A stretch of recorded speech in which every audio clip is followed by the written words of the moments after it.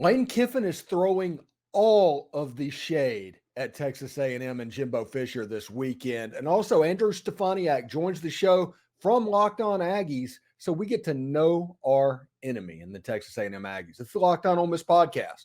Stick around. You are Locked On Ole Miss, your daily podcast on the Ole Miss Rebels, part of the Locked On Podcast Network, your team every day.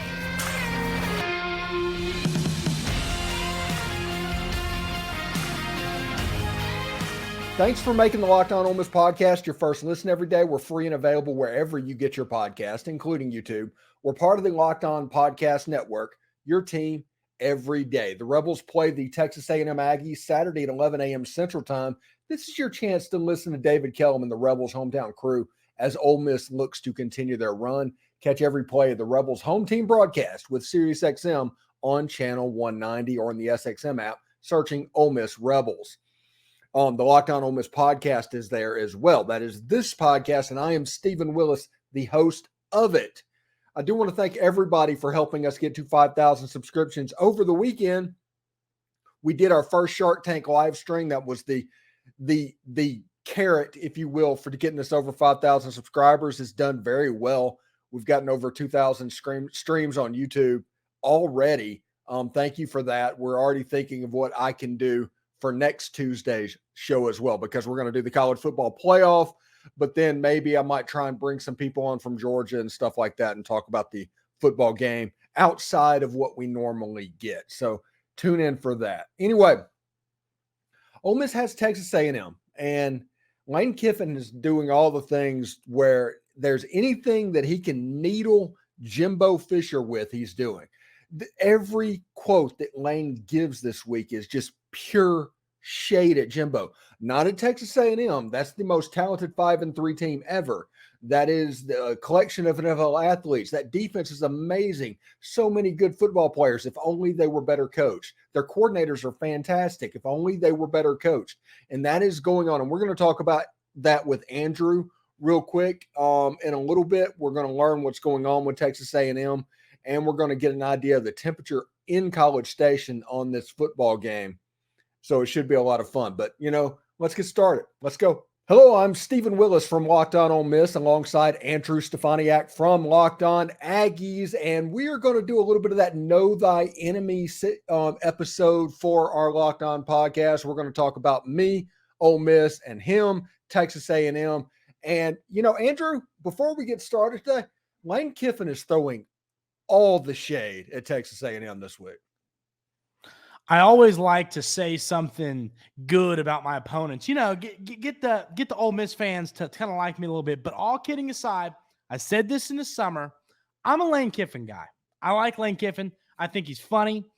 I had some A&M fans kind of say, don't agree with you totally, but I'm a big Kiffin guy. I think he's hilarious. I think he's good for college football. And yeah, I've been seeing it. I saw your tweet actually talking about wow, and I read that tweet and I said, man.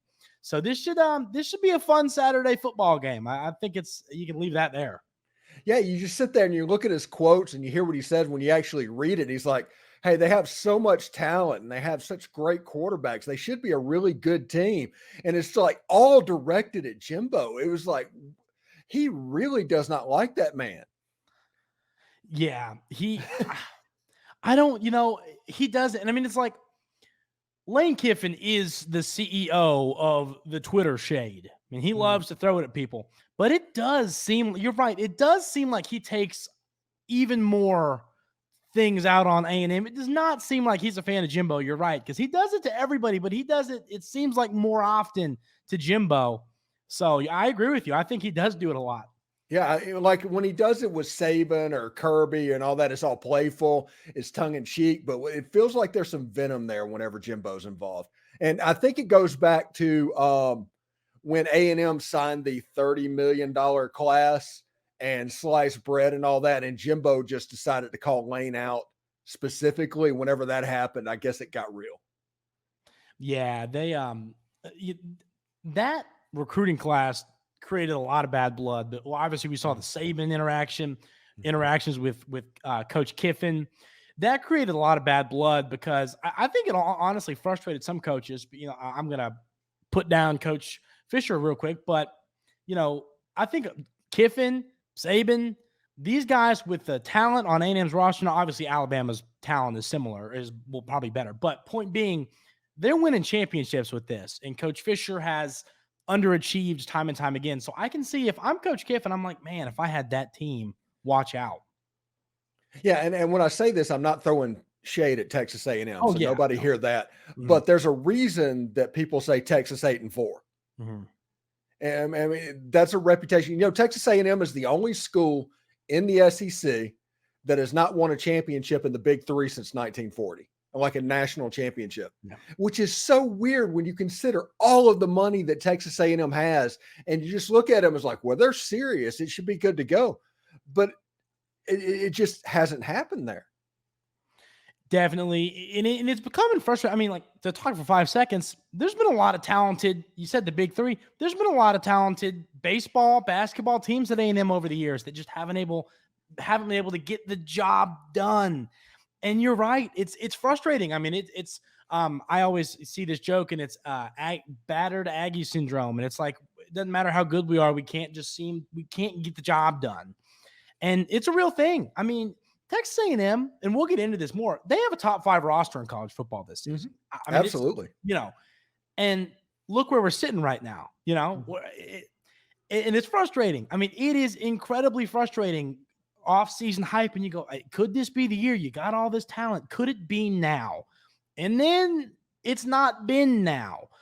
And then the question is, when will it ever be? Will Coach Fisher ever get you there? I mean, at this point, it's like, even an SEC championship, I'm to the point where it's like, if you get me into an SEC championship game, I will be happy right now. And it's just, you can't get the job done. So it's getting to the point where the seat is warming, as everybody that loves college football knows. Moving on to the game this weekend, the storylines, I think A&M, if you put Connor Weigman on that team, if he is the quarterback instead of Max Johnson, this isn't a shot at Max Johnson because I think he's Danny Werfel good, if that makes sense to anybody.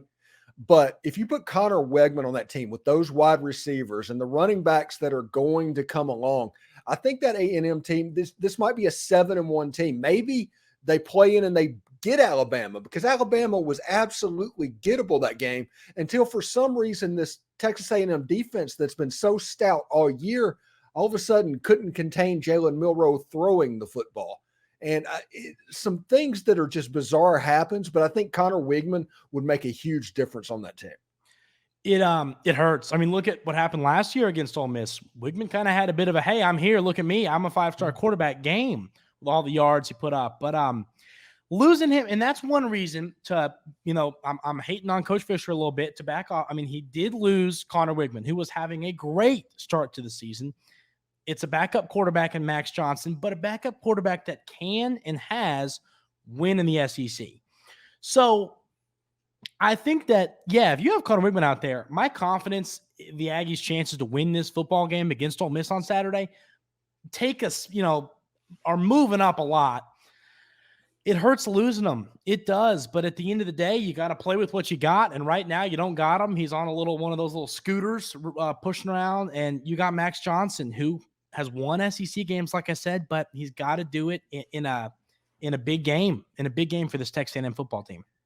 Yeah, and it's kind of unfortunate for Texas A&M and this Ole Miss situation, because this is the biggest game that Ole Miss has played in 10 years.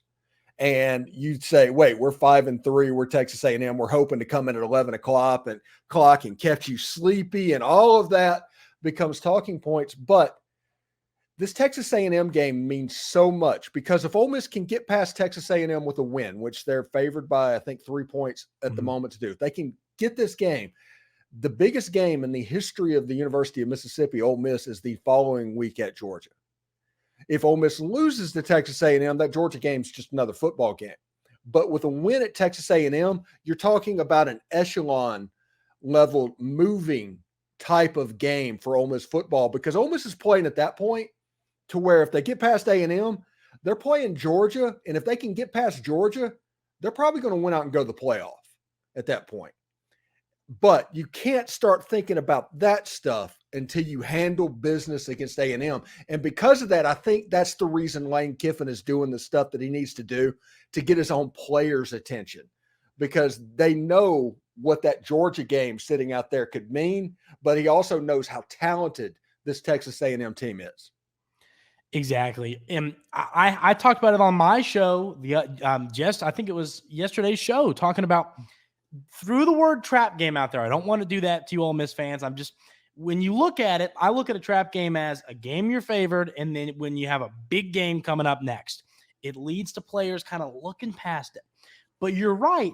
I think Coach Kiffin has done a good job making sure his team is focused in on Saturday and not looking ahead. Because like you said, if Ole Miss does not beat Texas A&M, that game loses pretty much all of its relevance.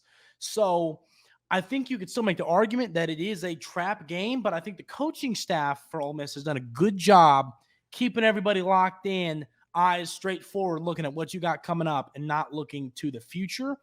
But Texas A&M, it's been made very clear that they want to play spoiler in this football game. So it's going to be a fun one, and it's just going to be a good football game on Saturday that both teams need desperately. Yeah, games like this is the reason that everybody has become college football fans to begin with. So enjoy this, people. Games like this doesn't happen very often. You could have Auburn versus Vanderbilt in November, and that's a completely different situation. When we come back, we are going to talk about which players are going to stand out and which players are going to be very important for the victory for their team. But first, I do want to let you know that today's show is brought to you by Prize Picks. Prize Picks is the largest daily fantasy platform in North America. We're the easiest and most exciting way to play daily fantasy sports. It's just you versus the numbers. Instead of battling thousands of other players, including pros and sharks, you pick more or less than your 2 to 6 players' stat projections and watch the winnings roll in. With basketball season here, you can now pick combo projections across football and basketball from the Specials League. The league created specially for the combo projections that include 2 or more players from different sports or league. For example, you could have LeBron James and Travis Kelce at a 10.5 combo, a 3-point shots made and receptions.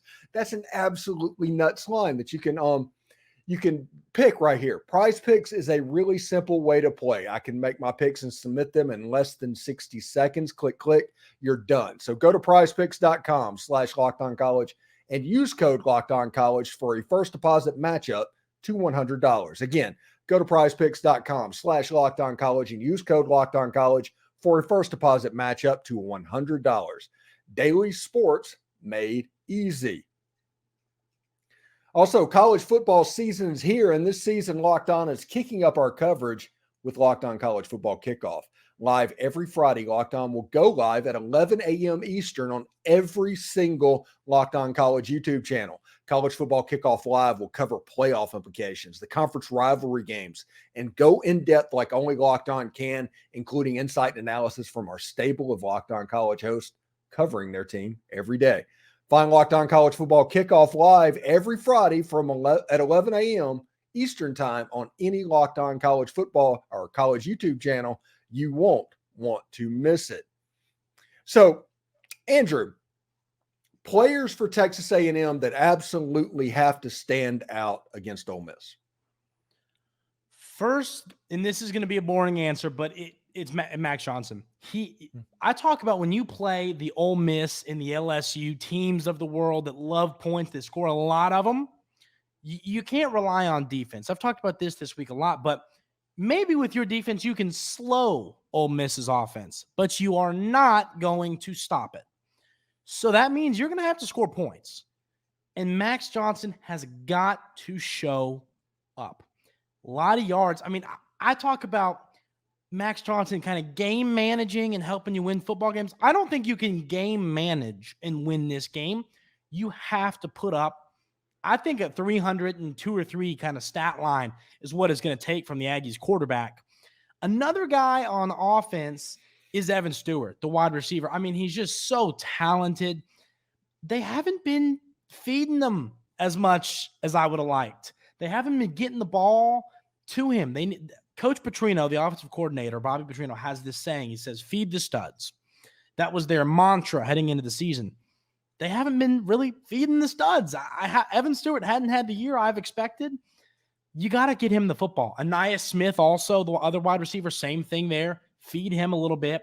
And then on defense, it is the guy that all Ole Miss fans need to be paying attention to this week, and that is Edgerrin Cooper. He has been an absolute menace this year, racking up sack after sack, tackle for loss after tackle for loss. Great football player, made himself a lot of money this year. He could be a guy that if he has a good game, Jaxson Dart has nightmares about for weeks. So those are the guys that need to show up against Ole Miss if the Aggies want to have a shot in this football game. Yeah, and alternatively, I think that Ole Miss has a few players that they need to really take off as well. Cedric Johnson is going to be rushing on the blind side of Max Johnson. So Texas A&M at times this season has tried trouble blocking on the front. Him and Jared Ivey. Ole Miss is 4th in the nation in sacks in the NCAA this year. Texas A&M's number 1. So I've described this as a potentially front 7 game. And it's kind of a 1990s era SEC football game disguised as a 2020 spread offense SEC football game. And I think that this is going to have a relatively low score. So if you look at Cedric Johnson and Jared Ivey on the defensive front, offensively, Jaxson Dart just needs to be Jaxson Dart. He needs to make athletic plays against A&M in College Station. You know, they ran the ball pretty well. They had trouble throwing the ball that night, but it was Jaxson Dart's legs that kind of unlocked that defense. And obviously, like Quinshon Judkins, A&M is going to be targeting him after what he did last year. All eyes will be on number 4. And then you have the wide receivers at Ole Miss, Trey Harris, who lined up against that cornerback that Jalen Milroe kind of took advantage of. I think that was DeBerry. I think they're going to try and get Trey Harris on him because Trey Harris is potentially the best wide receiver in the Southeastern Conference, but he just missed 3 games. So his numbers aren't what you would expect they would be. But you also have Jordan Watkins, who is going to be much more healthy in this game, and Dayton Wade as well. I talked about on my show this week that Ole Miss's wide receiver, they're going to line him up in a normal thing, and it's going to look like a spread offense that everybody has seen. But in a weird way, Dayton Wade and Jordan Watkins are almost functioning as dual slot receivers, like 2 Ainias Smiths on the field at the same time. And the formation-wise, it's going to look one way, but they're pretty creative with doing that. Ole Miss is the only team in the SEC with 3 receivers over 500-yard receiving. So Lane Kiffin is known, like Amari Cooper and players like that, like just building up stats, feeding the studs, like you said. Because of injuries and everything else, the studs have changed. And now Ole Miss has 4 players that can legitimately hurt you. But, I mean, it could be interesting. Now, what I'm worried about, the thing that I'm worried about, it just feels like this could be an Ainias Smith game. It just genuinely feels like Max Johnson, him kind of gets up. It's going to be important for John Saunders to lock up. He's the slot corner, essentially. But I think you need to take away the Texas A&M running game, which hasn't been great, but it has been used. But you also need to have just that corner, that eye on Ainias Smith, because if you can take him away, you have a chance to do all right against the other receivers, because that's an extremely talented unit and probably the most talented unit Ole Miss has faced outside of LSU. Yeah, talking about Ainias Smith, he can beat you lots of ways. In the punt return game, of course, in the slot, had a good game last week. When it comes to the Texas A&M running game, Le'Veon Moss did not suit up last week. All signs point to him being good to go this week. Coach Fisher likes to keep injury reports close to his chest. He's not going to – you're not going to know till Saturday. But everything we've heard, it sounds like Moss will be back out there. He is a difference. He is a good running back. He's a bigger guy. He can run you over, but he's fast. He's a good guy to have around the goal line. Sounds like he'll be out there, which is a good thing. But – yeah, I think that this offensive line, and you kind of alluded to it a little bit, for Texas A&M, it has been problematic. I mean, it's been bad. The numbers, frankly, I think Max Johnson's done a good job getting the football out of his hand to where if he didn't, the numbers would be a lot more skewed to where you go, oh, man, this offensive line is horrible. He's gotten hit a lot when he releases the football. So if Ole Miss is able to get some pressure, I'm concerned, definitely, because Max Johnson has proved he can make a bad decision when he's got some pressure coming at him. Games against Tennessee and Alabama, that was kind of the plan, was get after him and make him make a bad decision. He did at times. So those are some things definitely that we're going to have to see play out on this game. But having Le'Veon Moss back out there makes me feel a little bit better. And if Max Johnson has time, those receivers will get open. Like you said, it's a talented group. Max Johnson, with time in the pocket, with that group, he'll pick you apart. He just has to have the time in the pocket, and I don't know if this offensive line can give it to him. Yeah, and you see a lot of finesse passing routes from Bobby Petrino with Max Johnson, because Max Johnson doesn't have the arm to drive the ball downfield, but he's pretty good at those like Lucy routes and those corners and things like that. He's a fairly accurate quarterback, and he can get you if you're not careful. Anyway, when we come back, we are going to talk about red zone. I think that's going to be very important in this game, and we're going to give our score prediction as well. But right now, I do want to let you know, you need to score early this NFL season with FanDuel. It's America's #1 sports book. Right now, new customers can get $150 in bonus bet with a winning $5 money line bet. That's pretty cool. That's $150 if your team wins. On a $5 bet, you could be normally getting $10. Now you get $150 bonus bets on top of that. If you've been thinking about joining FanDuel, there's no better time to get in on the action. The app is so easy to use, and there's a wide range of betting options, including spreads, player props, over-unders, and more. You know, Andrew, whenever you look at this Ole Miss Texas A&M game, the one thing that I look at, the over-under is sitting at about 53.5 points. I almost want to pound that under, man. I don't disagree with you. I'm not a fan of betting the unders. I'm going to be honest with you. It makes for not a fun football game, but in this matchup, I agree with you. I think this could be an old-fashioned SEC matchup, like you said, where that might win you some money. Exactly. So visit FanDuel.com/lockedon and kick off the NFL season. FanDuel, an official sponsor of the NFL. Also, I do want to let everybody know that the Rebels play the Texas A&M Aggies at Saturday at 11 a.m. East or Central Time. And whether you are a Texas A&M fan or an Ole Miss fan, you can hear from your team's home team broadcast. Catch every play with SiriusXM on channel 190 for Ole Miss or channel 207 for Texas A&M, or on the SXM app, searching Ole Miss Rebels or Texas A&M Aggies. I don't know if Texas Aggies will quite work, but you could probably try searching that as well. So, Andrew, red zone. Ole Miss has struggled at times in the red zone. A&M's defense is really good. Ole Miss has been pretty good in the red zone, and Texas A&M has had trouble scoring the ball at times. I think this is a major key in this football game. What say you, man? I've talked about it time and time again, not just for this matchup, but this season as a whole. And Coach Fisher, too, he's beating the drum on this. You got to have 7, not 3. And at times, it's been a lot. You get there, and then you stall out. And I talked about it. 3 points is not going to beat Lane Kiffin and the Ole Miss Rebels. It's not. I'm saying getting 3 instead of 7. You got to score touchdowns. If you want to go on the road, win this football game, sneak up on some people playing an early game, you got to score touchdowns. You're not going to do it with 3 points. And you're right. On the offensive side of things, it has been a struggle. That's got to be better against Ole Miss. If you don't score touchdowns, I don't know how you win it. We need to see it play out on Saturday, or it could be a long day for Aggie fans. Yeah, the same thing goes. Ole Miss ran a set against Vanderbilt. Now, I'm almost convinced that it was just to be put on film, so A&M had to prepare for it. But they had J.J. Pegues, who was a defensive tackle, and the Wildcat.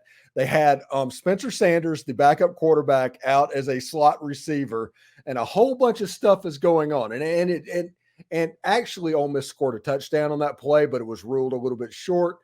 I think that you can see that the emphasis is going to be there.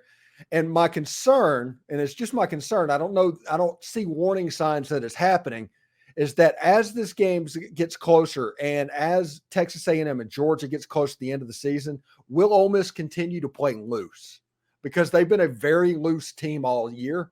Or are they going to tighten up as it gets nervous? And I think that it's good that this Ole Miss Texas A&M game's at 11 a.m.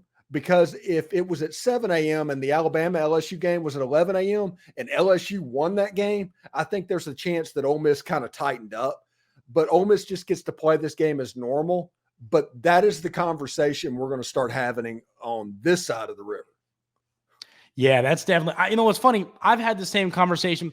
I've heard coaches say it time and time again. I get what you're saying. It's a great point that you want to be done before they can see the score to that game. But coaches always say they don't like playing the 11 or the noon game, wherever time zone you're in, because it kind of – I talked about Ole Miss. What's Ole Miss known for? Tailgating. It's hard to get up and pound them early in the morning. It's hard to I believe in the Ole Miss fan base to be able to do that easily. But the atmosphere at noon, at 11, is just not what it's going to be at 7 o'clock, 6 o'clock, like I said, based on your time zone. It's just how it is. Coaches like playing away games against ranked opponents early because it kind of – I've said you can just kind of sneak in, sneak out, and people go, what happened? I think that – so I'm happy. Frankly, it's an early game just because of that. You don't have this crazy environment that you might have if it was a late game. But that's a great point you make because a team playing tight is not a good thing. I think Coach Kiffin, though, frankly – I think just the way he carries himself, the way he handles his business might help this team stay loose. He's just a loose guy. You'll never see Coach Kiffin kind of tighten up, and I think that's going to help Ole Miss down the road. But yeah, I think we're both happy. It's an early game for different reasons, but I think they're both solid reasons, and we'll see what side it works out for. One benefit for you is you are going to get to see the Ole Miss Realtree helmets. This is the game that they're going to break out for that. It looks like that's the big rumor. So it's going to be the fishing camo helmet, basically the color of your hat. Oh, the one that's like a little blue and white, but it's like camo. Yeah, it's right behind you. I love that helmet. Yes, yeah. I love that helmet. Yeah, so it's going to be that, the powder blue jersey, the white pants. We wore that against Kentucky last season. Mm-hmm. And I think personally that Ole Miss is going to wear the Realtree helmet for that one, and they're also going to wear it at Georgia with their road strip all white. That would be awesome with the all white. So that's what I think they're going to do. Anyway, Andrew, let's look at predictions for this game. What have you got? I'll tell you one thing. I want you to give me. I want to ask you one thing first, and you give me a little real quick answer before I get into mine. Why is this line 3 points? I want to hear your thoughts in favor of Ole Miss.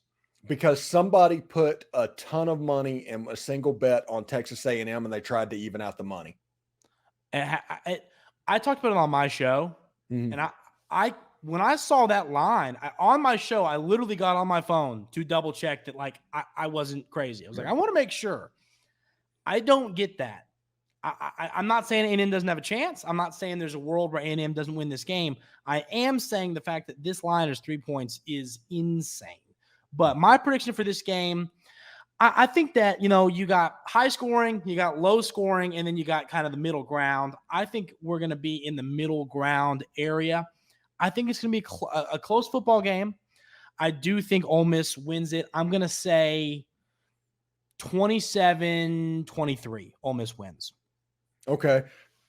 That's kind of the ballpark that I was in too. I'll say 27-21 just to make it different, but I was thinking 27-23 with Caden Davis kicking the winning field goal to get past Texas A&M. Him and his rivalry with Randy Bond, his place kicking wars. So, but Caden Davis, by the way, that dude has been a weapon at Ole Miss this year. I talked about that this week. I talked about how they got a good kicker. You got to try and do everything you can. If it's like 3rd and 7 on the 32, try and get a sack and get them back to the 40 because this kicker is really good. Yeah, and I have no idea how he wasn't the guy at A&M. And apparently he kicked a couple of times for him. Yeah. But I mean, when he kicks off, it's never returned.